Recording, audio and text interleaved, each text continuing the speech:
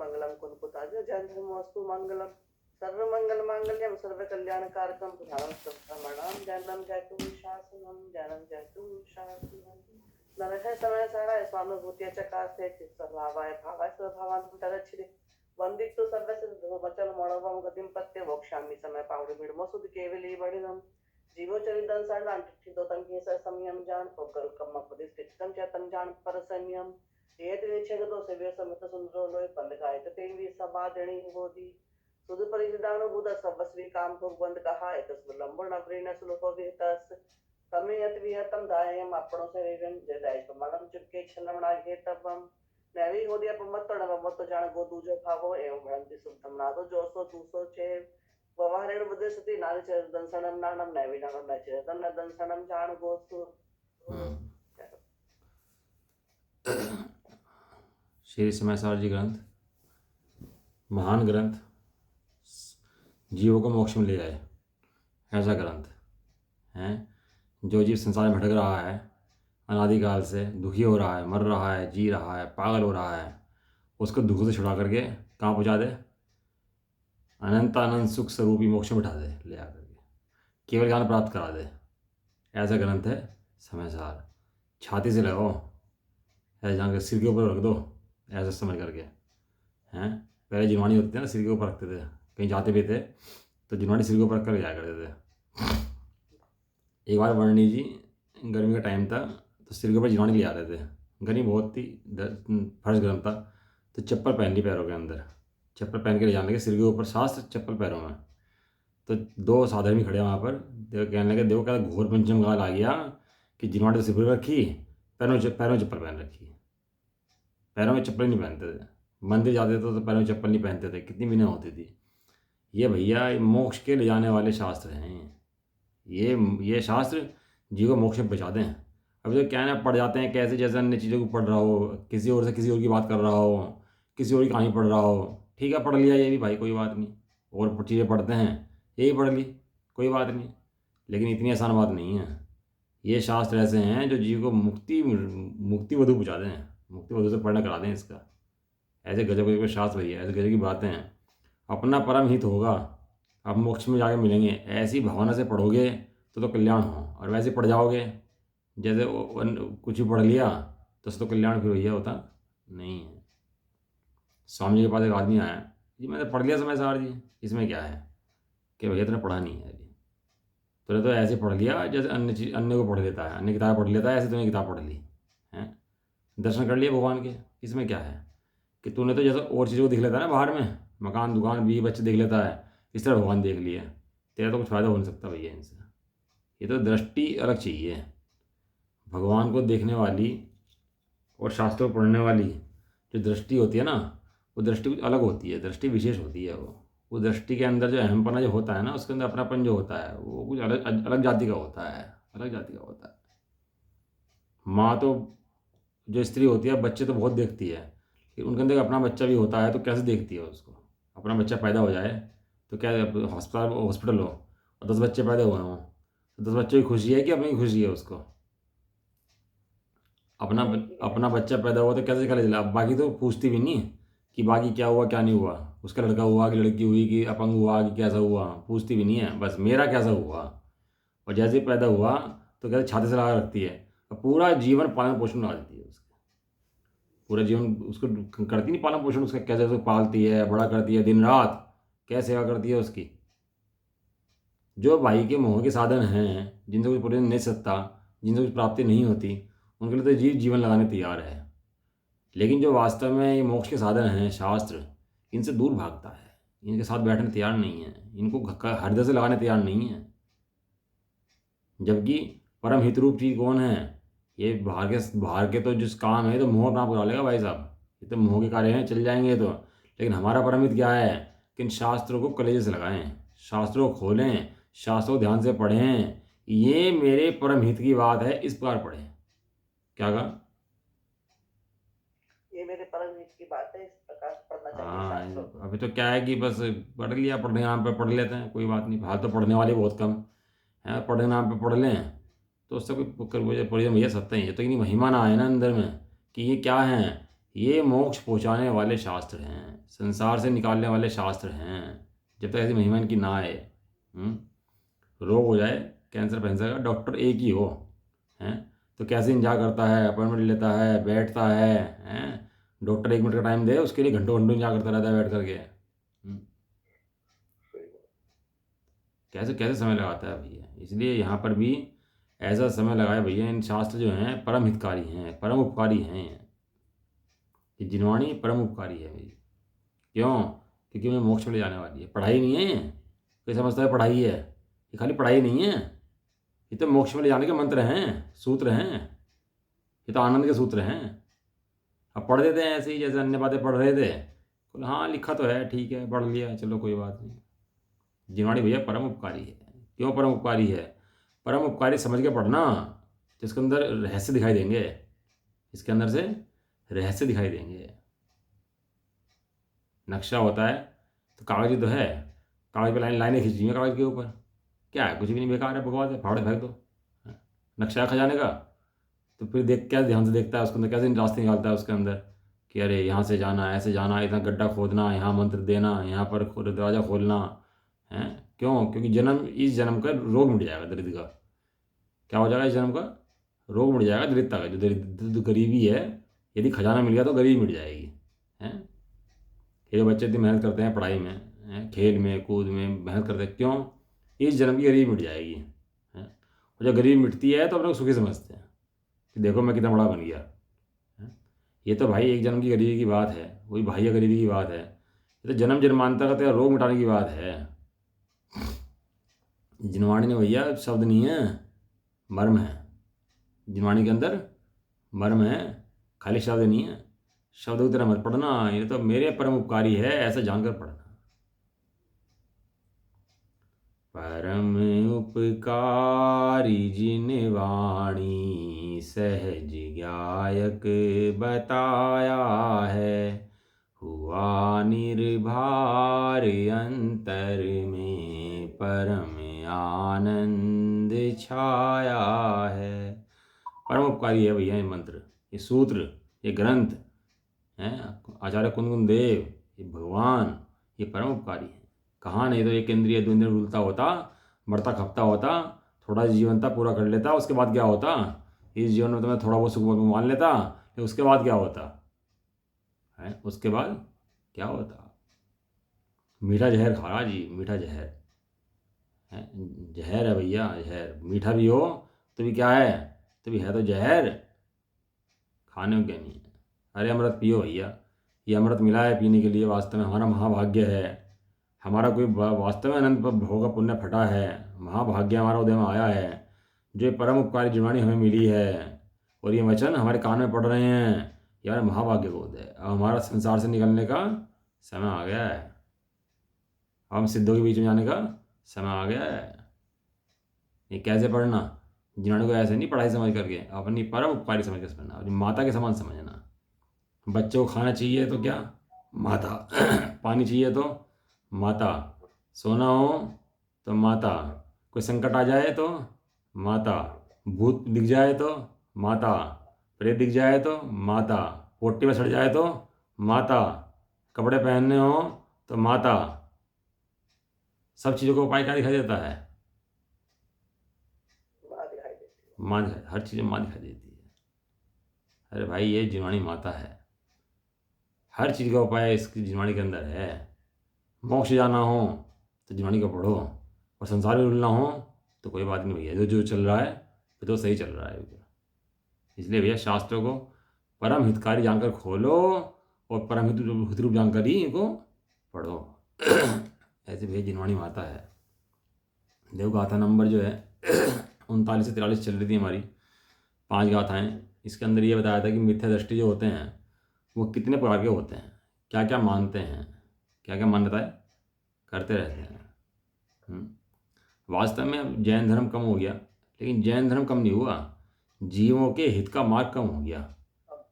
अब जीव विश्व में परिवर्तन करेंगे, विषय कसाई जीव आएंगे, विश्व में परिवर्तन करेंगे और नरक निगोद में चले जाएंगे।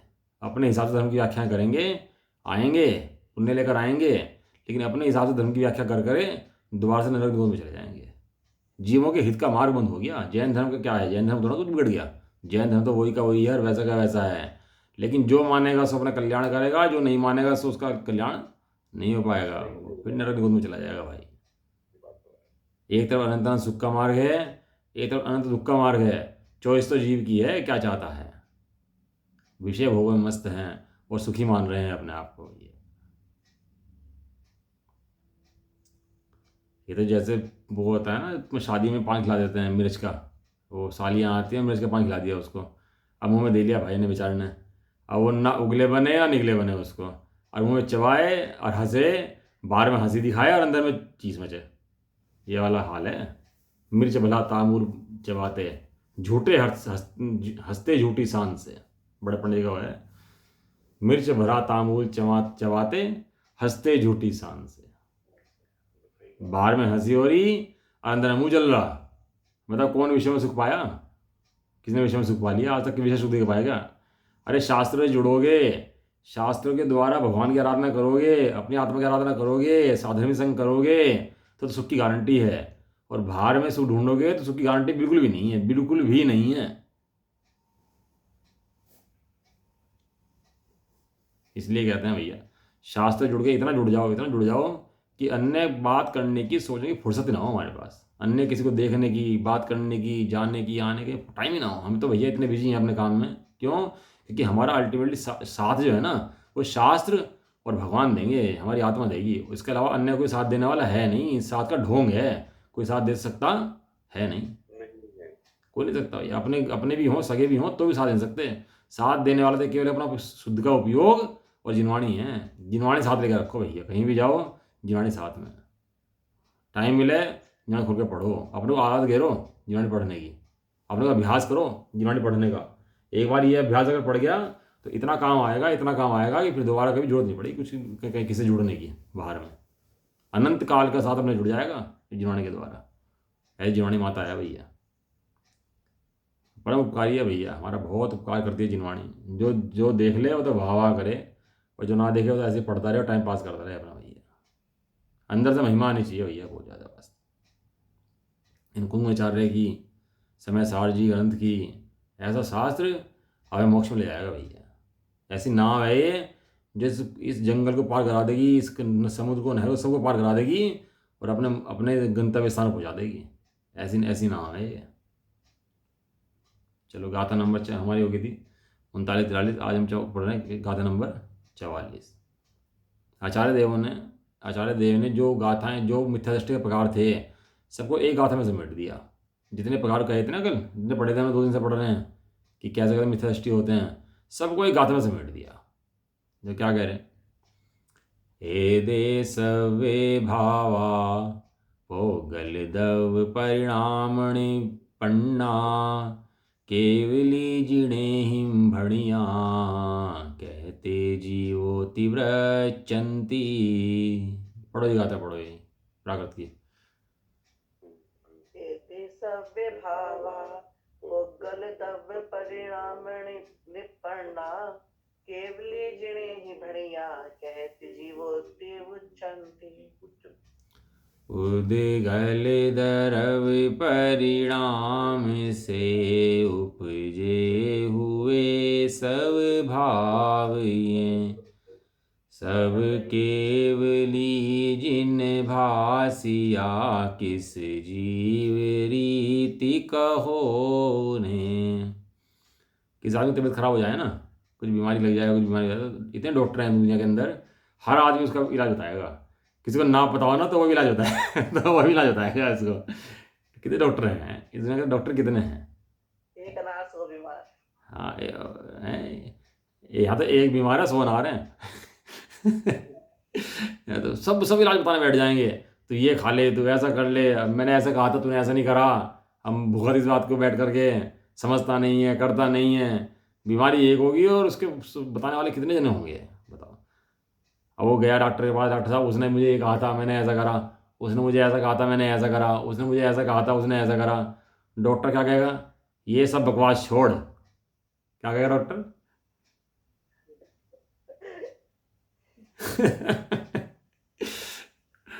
डॉक्टर कहेगा ये सब बकवास अपने पास रख, हैं, ये मुझे मत सुना। किसी ने ये कहा था मैं अपना भी टाइम खराब कर रहा है और मेरा भी टाइम खराब कर रहा है। जो मैं कह रहा हूँ वो सुन, जो मैं कहता हूँ वो सुन। इनकी बकवासबाजी सुनने की जरूरत नहीं है। ये कोई डॉक्टर नहीं है, इन्हें पता नहीं है कुछ भी। ये तो अपनी अपनी मति कल्पना से कुछ भी कहते हैं, कुछ भी बकते हैं। कुछ कहने थोड़ा ना मनाही है, कुछ भी कह दे, कुछ ही बकले। ऐसा कहने वाले सत्यार्थवादी क्यों नहीं हैं? आचार्य थानिका में लिखा कि ऐसे जो कहते हैं वे सत्यार्थवादी क्यों नहीं हैं। सो कहते हैं, क्या कहते हैं कि यह पूर्व कथित अध्यवसान आदि भाव वे सभी पुद्गल द्रव्य के परिणाम से उत्पन्न हुए हैं। इस प्रकार केवली सर्वज्ञ जिनेन्द्र देव ने कहा है उन्हें जीव, जिनेन्द्र देव ने कहा है उन्हें जीव ऐसा कैसे कहा जा सकता है, यानी कि उन्हें जीव ऐसा कैसे कहा जा सकता है, ऐसा केवली भगवान ने कहा है। इसको इस तरह से पढ़ लो, है ना। देखो 8 भेद बताए थे। एक कह रहा था ये अध्यवसान जी है। अध्यवसान माने राग द्वेष आदि विकार जो है ना, ये जो जीव को राग द्वेष उठते हैं कि राग द्वेष जीव हैं भैया, इसके अलावा कोई अन्य जीव मुझे तो दिखाई देता नहीं है। जो देखो ये तो दिखाई दे रहे हैं, जिन्हें राग कर लिया, द्वेष कर लिया, क्लेश कर लिया, कलह कर ली, और ये प्रेम कर लिया, जीवों की रक्षा कर ली, अनाथालय खोल दिए, गौशाला खोल दिए, कपड़े बांट दिए, औषधालय खुलवा दिए, धर्मशालाएँ खुलवा दी। ये तो जीव हैं। ये काम करो बस, और करने लायक काम क्या है, ये तो है। तो कहता भैया मैं तो ये जीव मानता हूँ। जैसे कोयला काला होता है चारों तरफ से, ऐसे जीव भैया राग द्वेष वाला ही होता है, मैं उससे भिन्न नहीं मानता। ये कह रहा था वेदांती। कौन करता ये बात? मैंने कहा था चार्ट बनाने के लिए, आपने चार्ट बनाया भेजा नहीं मेरे को, मैंने खुद बना लिया चार्ट अपना। मैंने कहा था चार्ट बनाना, आप बनाया भेजा नहीं ना पूरे दिन में, जबकि 5 मिनट का काम था वो, बना लिया। हालांकि मैंने बता देता हूँ आपको। अध्यवसान जीव है कैसा? कोयले की भांति, ये मानता है वेदांती है। नंबर 2 वाला कहता है भैया राग द्वेष तो छोड़ो, राग द्वेष तो जीव क्या है, कर्म जीव है। दूसरे ने क्या कहा, ये कर्म जो है ना, जो कर्म है अंदर में, ये जीव है बस, इसके अलावा कोई जीव नहीं दिखाई देता मुझे। तो मुझे कर्म ही दिखाई देते हैं। तो ये कहता है मीमांसक, एक मीमांसक मत है, वो कहता है भैया कर्म ही जीव है। नंबर 3 वाला कहता है भैया अध्यवसान तो जीव हैं, लेकिन इसमें मंद तीव्र होता है ना, कभी कम क्रोध कम होगा, कभी तेज हो जाएगा, कभी राग कम हो जाएगा, कभी तीव्र हो जाएगा। ये बहुत मंद तीव्र होते हैं ना, तो मंद तीव्र जो होते हैं ना, यही जीव है भाई, इसके अलावा अन्य कोई जीव मुझे दिखाई देता नहीं है। मंद तीव्रता वाले ही जीव है, ये कहता है सांख्यमति है।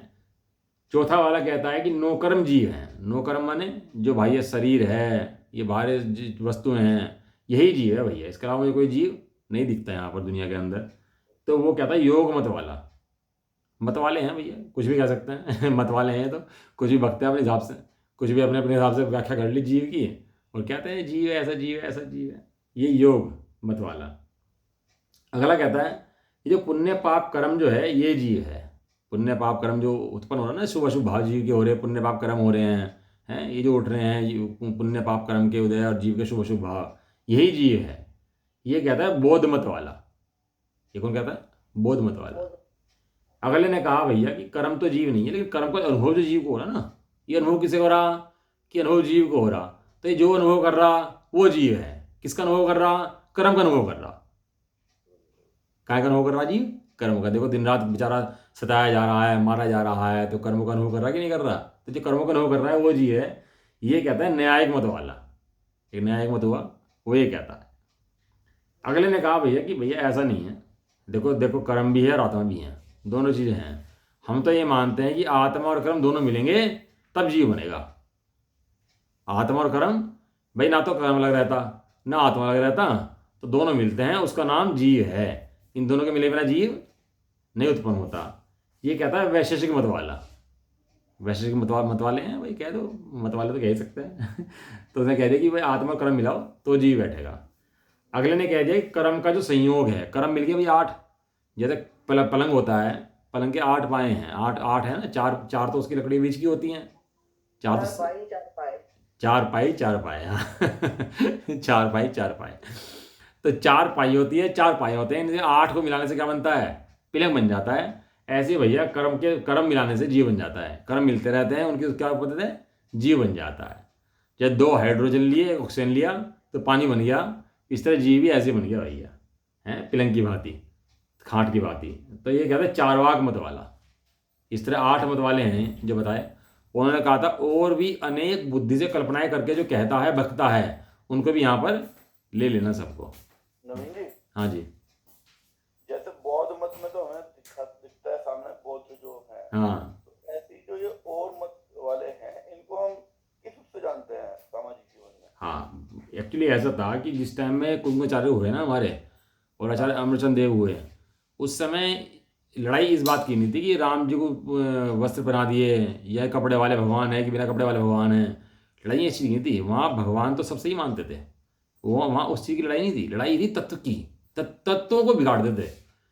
अच्छा, क्या है कि जो सब ये तो सब मानते थे धर्म आत्मा का नाम है भैया, आत्मा ही धर्म है।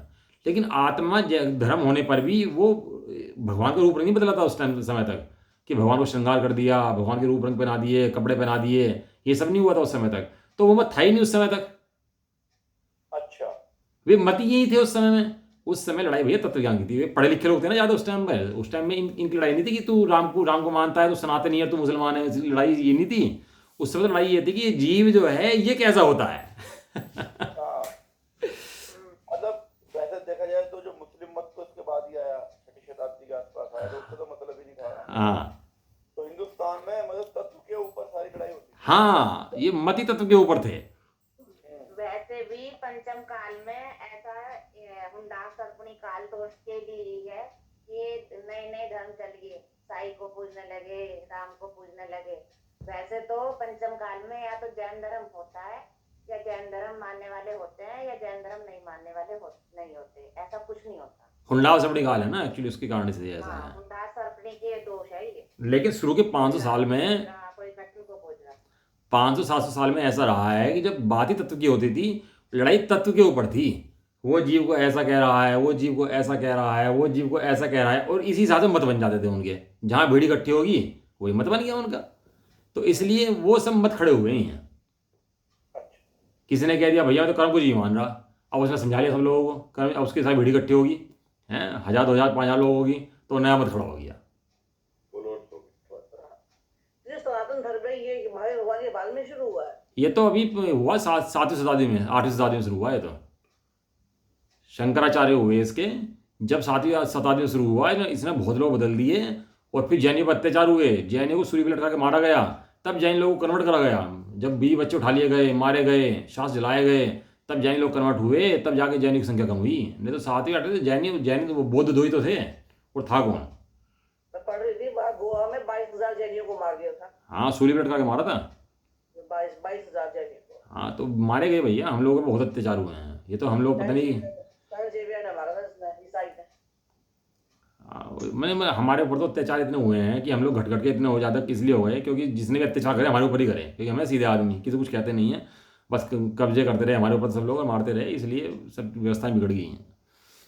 सीधी बात ही है। जितने भी आए हैं क्रूर ही आए हैं, जितने भी हैं सब चाहते हैं कि मेरे हिसाब से सब बन जाए, दुनिया मेरे हिसाब से चले, सबकी ये मान्यता है। बात एक और है ना भैया, पहले जो जैन धर्म मानने वाले क्षत्रिय भी होते थे, धीरे धीरे क्षत्रिय तो खत्म हो गए, अब हम खाली वैश्य रह गए, तो देखा जाए तो।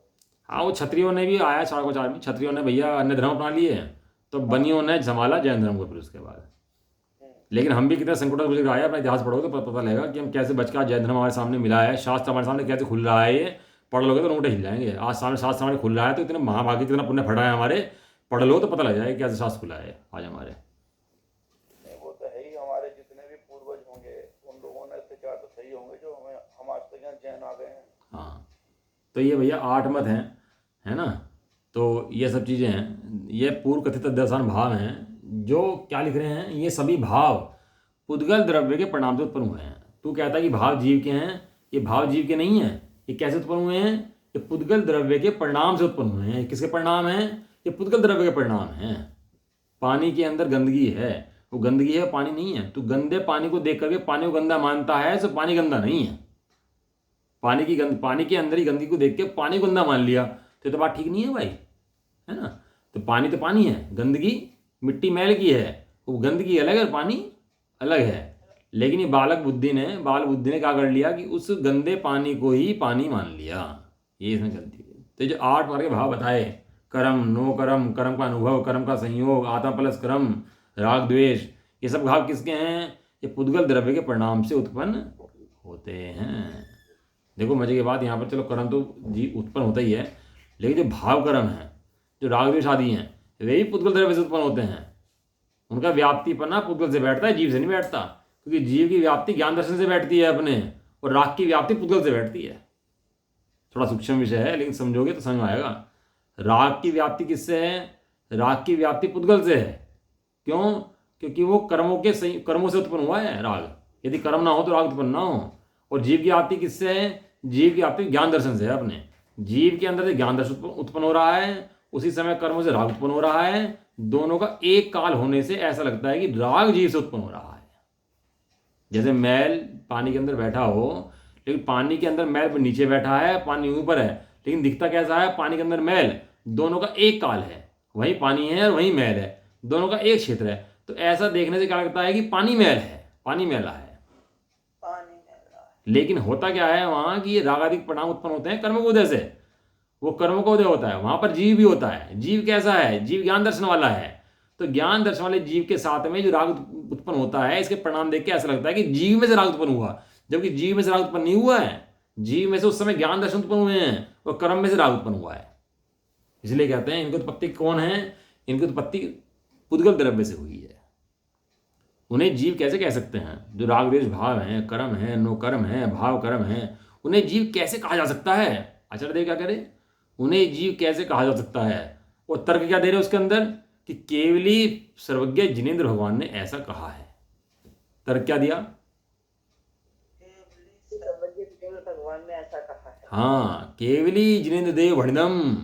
जिनेंद्र देव ऐसा कहते हैं, तू ये कैसे कह सकता है? वे देखकर कह रहे हैं और तू बिना देखे कह रहा है।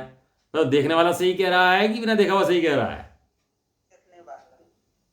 ये गजब बात है। जिनेंद्र भगवान कहते हैं ये बात कि उन्हें जीव द्रव्य कैसे कह सकते हैं? तो पुत्र के परिणाम हैं। जीव का परिणाम तो ज्ञान दर्शन परिणाम है। ऐसा टीका पढ़ लेते हैं इसकी, बहुत सुंदर टीका है, बड़ी टीका भी है इसकी, तो पढ़ते हैं टीका। चलो, है ना, फिर विषय बढ़ जाएगा, हो जाएगा। आपको कहिए तो सोचने वाली बात है ये एक्चुअली क्या है, सारा संसार यहीं अटका हुआ है। ये मोक्ष मार्ग यहीं अटका हुआ है वास्तव में। यदि ये गुत्थियाँ खुल गई ना, ये घाटे खोल दी जीव ने अंदर से, तो मोक्ष मार्ग बिल्कुल भारी नहीं है, बहुत आसान है, बिल्कुल ईजी है मोक्ष मार्ग एकदम। यदि ये ग्रंथियाँ खुल जाए अंदर की, यदि अंदर में बैठ कर देख ले, ज्ञान मेरे से उत्पन्न हो रहा है और राग कर्म से उत्पन्न हो रहा है। ज्ञान अने राग जुदा है, दोनों में भेद पाड़ दे, राग में ज्ञान में। ये जो भेद पाड़ेगा, ये मोक्ष का तुरंत भागेगा मोक्ष के मार्ग पे। कोई और मार्ग है नहीं इसके अलावा मोक्ष पे जाने का। ऐसा आज जो चर्चा करी ना, ये वाकई विचार नहीं है जो बात अब कही। डेढ़ अकल लगानी छोड़ दे जीव अपनी बस। जैसा आचार्य देख रहे हैं सीधी सीधी मान, बस ये डेढ़ अकल जो लगाता है, नहीं ऐसा क्यों, ऐसा क्यों, ऐसा क्यों, बस छोड़ दे भैया, कहीं कुछ नहीं है। वे कहता है अनुभव प्रत्यक्ष कर, बस अनुभव में शुद्धात्मा को देख। तू अपने, तू शुद्धात्मा है तो देख, इसमें कौन सी भारी काम है? तू है ना, विद्यमान है ना, अभी है ना। तेरे कौन मना करता देखने के लिए? तेरे डेढ़ अकल मना करती है देखने के लिए, तेरे को बुद्धि मना करती है देखने के लिए तेरे को। ये तो चाहे जब चाहे जहां देख, कोई मना ही नहीं है तो देखने के लिए। ऐसा सही बात है, दिमाग बहुत चारों तरफ दौड़ाते हैं, ठीक है। हाँ, लेकिन भैया बढ़िया है, दिमाग दौड़ने चाहिए, लेकिन अब दिमाग को यहाँ एकाग्र कर दो इसके अंदर। अब जब यहाँ दिमाग एकाग्र होगा तो बातें सब समझ आएंगे, आराम समझ आएंगे बिल्कुल। फिर तो हलवे की तरह होगा, आ जाएंगे एकदम, ओढ़ ला दो, ओढ़ ला दो, ओढ़ ला दो, ऐसा कहेगा फिर तो। एक बार आनंद उठना सो जाए ना, वास्तव में आत्मा प्रदेश में भैया आनंद भरा पड़ा है। एक बार जीव अपने को देख उठा के, बस एक बार, कितनी देर है, बस पढ़ो ये आगे। यह टीका, यह समस्त यह समस्त अध्यवसान आदि भाव विश्व के समस्त पदार्थों साक्षात देखने वाले भगवान वीतराग सर्वज्ञ अरिहंत देवों के द्वारा उद्गल द्रव्य के परिणाम में कहे गए हैं। इसलिए वे चैतन्य स्वभाव में जीव द्रव्य होने के लिए समर्थ नहीं है कि जो जीव द्रव्य चैतन्य भाव से शून्य ऐसे उद्गल द्रव्य से अतिरिक्त भिन्न कहा गया है। इसलिए जो इन अध्यवसानादि को जीव कहते हैं, वे वास्तव में परमार्थवादी नहीं है, क्योंकि आगम युक्ति और स्वानुभव से उनका पक्ष बाधित है। उसमें वे जीव नहीं है, वह सर्वज्ञ का वचन है, वह तो आगम है। और यह निम्नोक्त स्वानुभव गर्भित युक्ति है, स्वयं उत्पन्न हुए राग द्वेष के द्वारा मलिन अध्यवसान है। वे जीव नहीं है, क्योंकि कालिमा से भिन्न स्वर्ण की भांति अध्यवसान से भिन्न अन्य निर्चित स्वभाव रूप जीव भेद ज्ञानियों के द्वारा स्वयं उपलभ्यमान है, अर्थात वे चैतन्य भाव को प्रत्यक्ष भिन्न अनुभव करते हैं। बस बस बस बस बस बस बस क्या है ना, इतना ही कर लें तो कोर्स ज़्यादा हो जाता है, तो फिर मज़ा नहीं आता पढ़ाने में उसका। ये जितने राग देश के भाव हैं, ये क्या कह रहे हैं, विश्व को साक्षात देखने वाले भगवान अनंत देवों के द्वारा। किसने देखा? साक्षात देखने वाले हैं। वो कोर्ट में केस जाए और कोई कह दे मैंने प्रत्यक्ष देखा है इसको मारते हुए हैं, तो गवाही मान्य होती है उसकी, है कि हाँ ये प्रत्यक्षदर्शी हैं, प्रत्यक्ष देखा है। तो वीतराग सर्वज्ञ भगवान ने ये अध्यवसान आदि भाव देखे हैं, वो प्रत्यक्ष देखे हैं। वो किसके देखे हैं? किसके देखे हैं? पुद्गल के। इस देखे हैं, भगवान ने देखे हैं। भगवान ने कहे हैं कि हैं, नहीं है ऐसा नहीं है, हैं, लेकिन किसके हैं? एक क्षेत्र है, एक काल है, बराबर है, लेकिन एक क्षेत्र एक काल होने से जीव नहीं हो गया भाई, अलग अलग हैं। सर्वज्ञ भगवान ने ऐसा कहा है। अब बताओ, जो इन बातों को ना पढ़ता हो, ना समझता हो, ना मानता हो, भगवान की पूजा पाठ करता हो, तो क्या पूजा पाठ करता है भैया? सर्वज्ञ देव क्या कह रहे हो तो तुझे पता नहीं है, हैं? और सर्वज्ञ देव को भी मानता है, तो कैसे मानता है? तो उनकी कही तो मानता नहीं है, हैं? और सर्वज्ञ देव ने क्या कही है? ये बार बार कह रहे, सर्वज्ञ देव ने ऐसा कहा है, अनंत देव ने ऐसा कहा है। ऐसा लगता है आचार्य देव खुद गए हो वहाँ पर और सर्वज्ञ देव की सुन के लिख रहे हो, उनकी बैठ कर उन्हीं के द्वारा सामने बैठ के लिख रहे हो उनके, ऐसा लगता है। भगवान के समोषण की बातें हैं ये, कोई बिल्लो की बातें हैं, अजब गजब की बातें हैं। किसी खाने पड़े भाई, कोई समझे बिरला ही, बिरला पावे तत्व बहु गाथा है, बिरला ही पाए कोई। पुद्गल द्रव्य के परिणाम में कहे गए हैं। अनंत देव ने किसे कहे हैं कि वे पुद्गल द्रव्य के हैं भैया, इसलिए इन भावों के अंदर चैतन्य नहीं है। चैतन्य भाव में जीव द्रव्य के लिए होने के लिए समर्थ नहीं है, यानी कि राग के अंदर चैतन्य नहीं है और चैतन्य के अंदर राग नहीं है। राग अलग है और चेतन अलग है, ऐसा भेद ज्ञान है। कहीं थोड़ा बहुत देख लो मिल जाए तो राग के अंदर, कह रहे भैया समर्थ ही नहीं है, संभव ही नहीं है वहां जाना, वो समर्थ ही नहीं है। इसलिए चैतन्य स्वभाव जीव द्रव्य होने के लिए समर्थ नहीं है, कि जो जीव द्रव्य चैतन्य भाव से शून्य पुद्गल द्रव्य से अतिरिक्त कहा गया है। दो लक्षण बेयम में हैं, एक जीव एक पुद्गल। जीव कैसा है? चेतना में। पुद्गल कैसा है? जड़ में।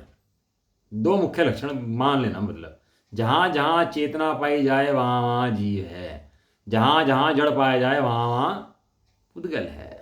हाँ, अब ये शरीर के अंदर क्या है? शरीर के अंदर जीव थोड़ा ना है। वो जो मान रहा था कि नौकर्म मेरे हैं, उसको भी कह दिया नौकर्म भैया पुद्गल के हैं, तेरे नहीं है, तेरा तो चैतन्यता है, तो जीव द्रव्य है। इसलिए जो राग आदि जी कहे गए हैं वे परमार्थ से नहीं है, वे नहीं है वास्तव में तो जीव के, वो जीव नहीं है वास्तव में, कहे तो जीव नहीं है। क्यों? क्योंकि ये जो ऐसा कहता है, न तो आगम से ऐसा साबित होता, न युक्ति से साबित होता, न स्वानुभव से साबित होता। कर्म का वेदन करने जाएगा तो भैया कर्मी वेदन में आएगा, और आत्मा का वेदन करने जाएगा तो आत्मा वेदन में आएगा। देखो एक चीज़ बता देता हूँ आपको, दो चीज़ें हैं, एक है द्रव्य, एक है पर्याय। क्या है? एक द्रव्य और एक पर्याय।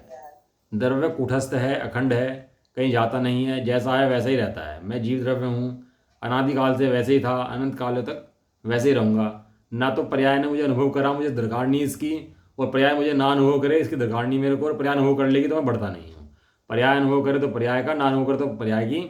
मैं तो कहीं आता जाता हूँ नहीं, मैं तो अखंड एक द्रव्य हूँ, मैं चैतन्य द्रव्य हूँ। इतनी बात समझने के बाद वो पर्याय स्वभाव जो है, वो पर्याय का झुकाव द्रव्य की तरफ होता है। जो पर्याय बाहर में रम रही थी, रुल रही थी, भले द्रव्य से कुछ नहीं कहता, लेकिन वो पर्याय द्रव्य की तरफ झुकती है, इसका नाम संवेदर्शन है। और वो पर्याय भी जब तक जैसा द्रव्य है वैसा का वैसा उसे वैसा ही नहीं मान लेती, उसमें मैंपना नहीं स्वीकार करती, उसमें हैमपना स्वीकार नहीं करती, जैसा है वैसा, तब तक संवेदर्शन प्रकट नहीं होता। थोड़ा सूक्ष्म विषय हो गया, थोड़ा सूक्ष्म विषय हो गया। सुई के अंदर धागा पिरोते हो तो सुई के अंदर धागा कहीं पिरोते हो कि छेंगे पिरोते हो उसके? कितना कितना ध्यान से पिरोना पड़ता है, छिद्र का धागा कितने कितने ध्यान से पिरोना पड़ता है। जितना छेद है उससे बड़ा धागा होगा तो अंदर नहीं जाएगा, हैं? उसमें जो छेद बारीक हो, धागा मोटा हो, तो क्या करते हैं, धागे को बारीक करते हैं बारंबार बारीक करते हैं, तो तब जाता है वो धागा। जितना आत्मा है पर्याय उसे जब उतना का उतना वह स्वीकार कर लेती है तो पर्याय में सम्यक दर्शन आदि प्रकट होते हैं। द्रव्य में सम्यक दर्शन नहीं होता, पर्याय में सम्यक दर्शन होता है।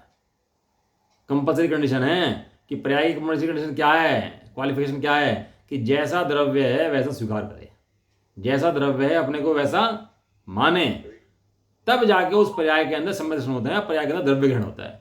सूक्ष्म बात है बहुत ज़्यादा, ये थोड़ा विचार कर लेना इस बात के ऊपर। ये इतनी बहुत कह तो दी 1 मिनट के अंदर, लेकिन विचार बहुत करने की बात है इसके अंदर। दोबारा समझाओ इस बात को।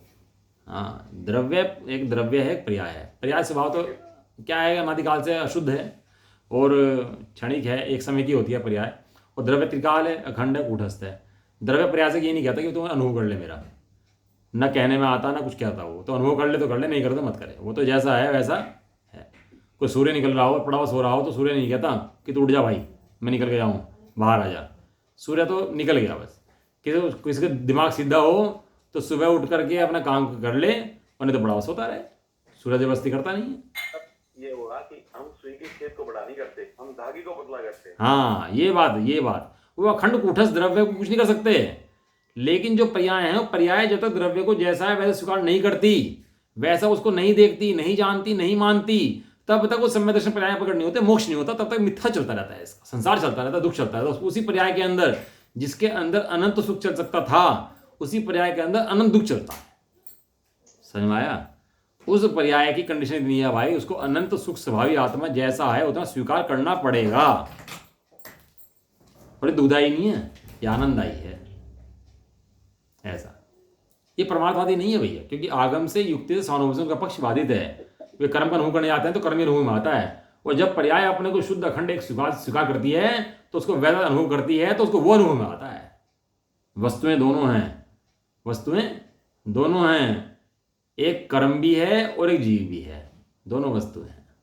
वो जीव के ऊपर है कि जीव अनुभव किसका करता है। ट्रेन तो 2 खड़ी स्टेशन पे, पकड़ते कौन सी हो? जो काम किया कोई सी पकड़ लो, क्या फर्क पड़ रहा है? दोनों में तो बात नहीं सकते। हाँ, अब माता जी क्या है, सुई की होगी माता जी की, तो अंधकार में ढूंढ रही थी कहाँ है सुई, कहाँ है।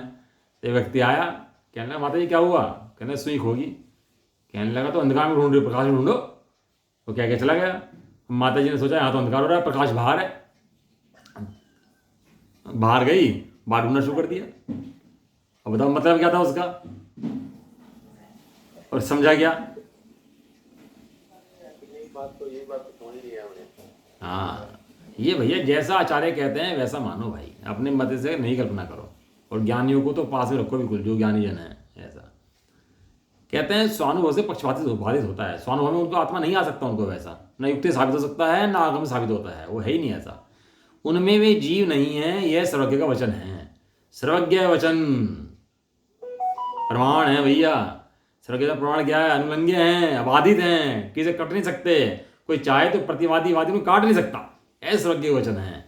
उन्हें क्या कहा? ये जीव नहीं है, ये अध्यवसान जीव नहीं है, यह सर्वज्ञ का वचन है।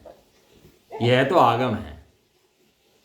आगम इतना ही है भाई कि ये ज्ञान वाला है जीव है और बाकी सब जीव नहीं है। आगम में हो गया फुल स्टॉप। जिसने ऐसा देख लिया उसे आई भगवान की महिमा, इसका नाम हुआ पूजा। और जिसने ऐसा नहीं देखा और भगवान की पूजा करते रहे तो कोई पूजा नहीं है भैया। जिसने ऐसा देखा कि ये जीव नहीं है तो जीव कैसा है, तो जीव का स्वरूप समझा, यह है आगम। अनंत द्वारा कहा गया, इसका नाम है आगम। और यह स्वानुभव गर्भित युक्ति है। क्या स्वानुभव गर्भित युक्ति है? कहते हैं कि राग द्वेष कैसे उत्पन्न होते हैं? स्वयं जीव उत्पन्न नहीं करता, वे जीव नहीं हैं। क्या लिखा? वे जीव नहीं है। हाँ, अभी तो अपने को राग द्वेष खड़े हो जाए ना थोड़े, तो दिमाग में टेंशन हो जाती है, यार राग द्वेष खड़े हो गए भैया, बहुत ज़्यादा है। जिस समय सीता जी जंगल में छोड़ा तो छोड़ के कृतार्थ में चला गया, तो सीता जी बहुत रोई, दहाड़े मार कर रोई। जंगल देखकर बहुत डर लगा, बहुत रोई। लेकिन जिस समय वो रो रही थी, सम्यदृष्टि जीव थी, उस समय भी उनके चित्त में यही था कि ये जो रोना गाना है ये मेरा नहीं है, मैं तो जीव हूँ। ये रोना गाना किसका है? ये रोना गाना पुद्गल का है, मेरा रोना गाना नहीं है। नहीं। बात उनका बन गया, हो गई। अरे इतना, ये तो जीव सारा बोझा सिर पे ताड़ दे। निर्भरता का नाम सम्यक दर्शन है। ये बोझा सिर पे राग को हटाऊं, द्वेष को हटाऊं, अबे किसे हटा, तेरे हैं क्या, सही में। तेरे हैं क्या। गजब का भैया बातें हैं आचार्य देवों की। ये स्वयं उत्पन्न हुए राग द्वेष मलिन है, राग द्वेष में है, अध्यवसान है, लेकिन वे सब हैं, लेकिन जीव नहीं है। क्या नहीं है, तू जीव मानता है, जीव नहीं है। पहले तो भैया युद्ध इस बात बोलते थे कि जीव है कि जीव नहीं है, जीव है कि जीव नहीं है। अब तो बात ही बदल गई, अब तो राम है, कृष्ण है कि भगवान है, अब तो बात ही चल पड़ी। ये जीव है ही नहीं, ये जीव नहीं है। क्यों? क्योंकि दो चीज़ें हैं भैया। वो तो एक चीज़ कह रहा था काली माँ है, यहाँ कह रहे काली माँ के साथ स्वर्ण भी है, काली माँ के साथ स्वर्ण भी है। वो खान में से मिट्टी निकालता है तो स्वर्ण भी देखता है, जो स्वर्णकार है वो भी देखता है, और एक मजदूर है वो भी देखता है। दोनों उस मिट्टी को देखते हैं, लेकिन एक को उस मिट्टी के बीच में सोना दिखाई देता है और एक को सोने के बीच में मिट्टी दिखाई देती है। चीजें दोनों ही नहीं है, मिट्टी भी है और सोना भी है, लेकिन दिखता क्या है, बात उसकी। समझ में आता, समझ में आता नहीं आता। इस तरह यहां राग द्वेष के भाव भी हैं, मलिन है, लिखा ना मलिन है, अध्यवसान हैं, वो खुद उत्पन्न हो रहे हैं, आ रहे हैं और जा रहे हैं, खुद ही आ रहे हैं, खुद ही जा रहे हैं, लेकिन इनके बीच में चैतन्य स्वरूप आत्मा ही विराजमान है। खाली यही नहीं है कि यही हो, इनके साथ में क्या है, इनके साथ में एक आत्मा भी है, स्वर्ण की भांति। जैसे कोयले में सोना था, ऐसे ही यहां पर राग द्वेष के बीच में भगवान आत्मा भी है। राग द्वेष के बीच में कौन है? भगवान आत्मा भी है। उन राग द्वेष से भिन्न अपने आत्मा को देखना, शुद्ध देखना, अखंड देखना, इसका नाम सम्यक दर्शन है। अब कौन स्वर्ण हो तो दिखाई दे, और कोई मजदूर है तो उसे कैसे दिखाई दे, हैं भैया? इसलिए कहते हैं स्वर्णकार बनो, मजदूर मत बनो, हैं। कालीमा से भिन्न स्वर्ण की भांति, अध्यवसान से भिन्न अन्य चित्त स्वभाव रूप जीव भेद ज्ञानियों के द्वारा समपलभ्यमान है। जो भेद ज्ञानी होते हैं राग द्वेष से जीव देख लेते हैं, और जीव देखता तो उन्हें दिखाई तुरंत देता है, दिखाई ना दे ऐसा नहीं होता। दिखा स्वयं उपलब्धमान है, स्वयं है, कोई जबरदस्ती नहीं करना पड़ता कि जबरदस्ती लाना करना पड़े। जो भेद जानता है उसको स्वयं दिखाई देता है। मटर लाते हो तो छिलके के अंदर मटर बंद, और बंद मटर दिखती कि नहीं दिखती? छिलके के अंदर दिखती नहीं दिखती? तो दिखती है, बिना खोले दिखती नहीं दिखती? दिख जाती है। नारियल के अंदर बताओ, नारियल के अंदर पूरा बाल, ऊपर उसके खोपड़ा, खोपड़े के अंदर गोला, और गोले के अंदर पानी, कितनी परतों के अंदर बंद है वो, हैं। और ज्ञान कहाँ वो जाता है बिना देखे उसको, और देखते ही उसको बजाता है हल्का सा तो पानी दिखता ही नहीं दिखता उसके अंदर? तो दिखता है। कितना पानी उसके अंदर दिखता ही नहीं दिखता? सब चीज दिखाई देती है। इस तरह द्रव्य कर्म, नो कर्म, भाव कर्म के अंदर चैतन्यात्मक जीव, और जो सदाकाल विराजमान है, विद्यमान है, दिखता कि नहीं दिखता? दिखता कि नहीं दिखता? दिखता है। दे बोला करो तुम जोर से, दिखता है। दिख रहा है या दिख रहा है? क्या दिख रहा है? अभी दिख रहा है क्या अभी दिख रहा है? तो धीरे इसलिए बोल रहे हैं ना कि पूर्ण श्रद्धा नहीं हुई दिखने वाली, इसलिए धीरे बोला जा रहा है। अरे दिख रहा है, मुझे दिख रहा है, मुझे नहीं दिखेगा तो किसे दिखेगा? अब मेरा निकलने का काल आ गया। दिख रहा है, स्पष्ट दिख रहा है, प्रत्यक्ष दिख रहा है, वही दिख रहा है, उसके अलावा कोई और नहीं दिख रहा है। ये राग द्वेष के भाव हैं, पढ़ने पढ़ाने के भाव हैं, सब हैं तो हैं, कोई बात नहीं है, लेकिन मुझे तो मेरा शुद्ध आत्मा ही दिखाई देता है। वे राग द्वेष के भाव चैतन्य भाव को प्रत्यक्ष भिन्न अनुभव करते हैं। अब उस भेद ज्ञानी को राग द्वेष के भाव भिन्न दिखाई दे रहे हैं, और अपना आत्मा भिन्न दिखाई दे रहा है, एकदम दोनों अलग दिखाई दे रहे हैं। इसका नाम आगम है, इसका नाम भगवान बनने का मार्ग है, इसका नाम पूर्ण बनने की प्राप्ति है, आनंदित होने का मार्ग है। सही में रोने गाने पीटने का मार्ग नहीं है, ऐसे बैठ के पढ़ लिए, अरे मस्ती में एकदम मजे लेने का मार्ग है भैया। तो आज ना समझ में आया, उसको दोबारा समझना पड़ेगा कि एक समय में ही जैसे एक पानी में मैल होता है, आपने बताया, और एक समय में ही पानी अलग है और मैल अलग है। पानी है और मैल अलग चीज है। तो ये चीज हमें समझनी पड़ेगी, जीव और पुद्गल एक समय में एक ही है, लेकिन पुद्गल की क्रिया अलग है और जीव की। हाँ, बहुत बढ़िया, बिल्कुल ऐसा ही। ये बात समझी वही हाँ। अच्छी लगी बहुत। दिन रात अभ्यास करो, दिन रात अभ्यास करो। ऐसा दिखाई नहीं देगा, ऐसा नहीं है, दिखाई देगा, जरूर देगा, क्योंकि दिखाई दिया है। किसे दिखाई दिया है? सर्वज्ञ को दिखाई दिया है, हमारे भगवान को, राजों को, ज्ञानी को दिखाई दिया है, तो मुझे भी दिखाई देगा। क्यों नहीं दिखाई देगा? जरूर देगा, देगा देगा और देगा। मैं भी तुम्हारे मोक्ष का मार्गी हूँ, कैसे दिखाई नहीं देगा? तुम चल रहे हो, पीछे पीछे आ रहा हूँ तुम्हारे, हैं? नहीं, बात ये पुद्गल की मलिनता से जीव मलिन नहीं हो सकता। हाँ, ये बात, पुद्गल की मलिनता से जीव मलिन नहीं हो सकता। वो नहीं हो सकता, वो शुद्ध शुद्ध है, शुद्ध है, शुद्ध है, शुद्ध एक है। हफ्ते बाद ये वो कैसे हो गया? कहने लगे भैया जहाँ से पैर दिख रहे हैं ना इसके, वो रास्ता पकड़ लेना, बस छोड़ना मत। जिस रास्ते से गया ना, जहाँ पैर दिख रहे हैं इसके, वो बाहर पहुँच जाएगा। इसके पैर मत छोड़ना बस, जहाँ से भी, हैं? अंकल जी थे हमारे, बस पूरी करते हैं बात। मिल गए पार्क में, कह रहे मेरे वहाँ पे शेर दिखाई दी गया, शिखर जी में गया, रास्ता भटक गया, वो शेर आ गया सामने मेरे। और कहने लगा शेर आ गया तो मेरे तो पसीने निकल गए, हालत खराब हो गई वहाँ पर मेरे तो। वो थोड़ा दूर बैठा था शेर, और धाड़ा मारा मुझे देख करके, कहना मेरे टाइम में तो शेर आ गया। तो सामने से बुढ़िया आ रही थी, पहले की बात है, बहुत पुरानी बात। तो शेर होते थे उस समय वहाँ। तो बुढ़िया कहने लगी पगडंडी से नीचे पैर में छोड़ देना इसके, जो पगडंडी पकड़ रखी ना, इस पगडंडी को पकड़े रखना, रास्ता आ जाएगा। पगडंडी से नीचे पैर रखा तो तुरंत जानवर खा जाएगा। वो खास बात थी वहाँ पर शिखर जी में कि जो पगडंडी पे चले तो उसको जानवर ना खाए, तो पगडंडी से नीचे पैर रख दे तो जानवर तुरंत खा जाए। पगडंडी में छोड़ देना बस, ये बता रहे थे अभी पार्क में। अब पगडंडी पकड़ी तुरंत बाहर निकल गए, वो शेर भी वहीं बैठा रहा, आया नहीं उसके पास। पगडंडी में छोड़ना बस, एक निमित्त समय कुछ होगा मतलब वहाँ पर उस टाइप का। हमें वो सिद्धि नहीं करनी, क्या होता है क्या नहीं होता। ये हम तो बता रहे कि ये पगडंडी जो है, बस ये मत छोड़ना कि जीव कैसा है और कहाँ है, बस उसके नीचे पैर रखा तो भेड़िए बैठे हुए हैं, तुरंत खा जाएंगे रागदेश के। सही बात है। मैं कौन हूँ? मैं शुद्ध जीव द्रव्य हूँ, ऐसा है। चल अब वो गाथा याद करना है, मिक्को खल शुद्धो, मैं सदा शुद्ध हूँ। हाँ, अरे तो जो अमृत पिए स्वाद तो उसे पता लगे। अमृत कहते किसे हैं? जो जहर पिए उसे अमृत मान रहा हो तो उसे क्या पता अमृत कैसा होता है? हैं? जहर को अमृत मान के बैठ गया, कम जहर को अमृत मान के बैठ गया, हैं? अरे जैसे अमृत का स्वाद आता हो, साक्षात अमृतम पिबंती, अभी कलश आएगा इसके अंदर। आचार्य देव कहते हैं मैं साक्षात अमृत का पान करता हूँ, साक्षात अमृतम पिबंती, नाम ही अमृतचंद देव है। अमृत का पान करते हैं, और हमें भी अमृत का पान कराते हैं कि तू भी भाई उसी अमृत का पान कर ले, ऐसा। ये मन में श्रद्धा हो जाएगी कि पुद्गल की विधि अलग और मैं अलग। हाँ बस इतना सही, मोक्ष के ले आने के लिए काफी है मंत्र ये।